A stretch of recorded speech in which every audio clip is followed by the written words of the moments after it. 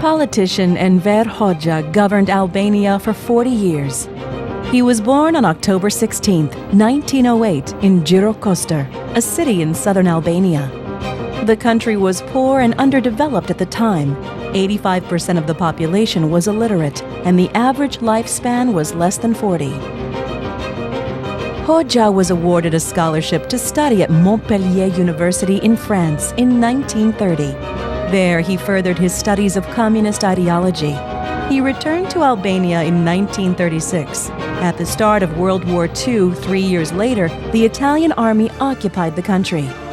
The Albanian Communist Party, which opposed the foreign forces, was founded in 1941.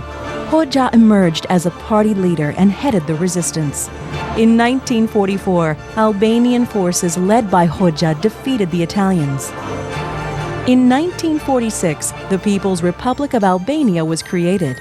Hoxha won 99% of votes in national elections, becoming prime minister. Hoxha fought illiteracy, increased the availability of electricity, and attempted to modernize the industrial sector. But despite his efforts, Albania remained the poorest country in Europe. Many of Albania's problems stemmed from its lack of diplomatic and commercial ties with other states. Hoxha's policies put Albania in almost total isolation. The only leader he engaged in dialogue was Josef Stalin, the communist head of the Soviet Union. After Stalin's death, Hoxha severed ties with the Soviets and turned to Communist China under Mao Zedong.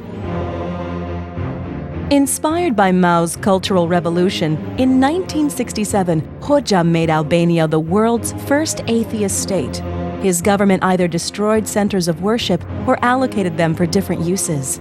Every religion was banned. Mao died in 1976, and his successor, Deng Xiaoping, opened China up to the United States. Hoxha rejected this new policy and ended his alliance with China. Albania became completely isolated. Over the following years, Hoxha's hostility to foreign countries turned into paranoia. He had 500,000 bunkers built along Albania's Adriatic coast to protect the country from an imagined invasion.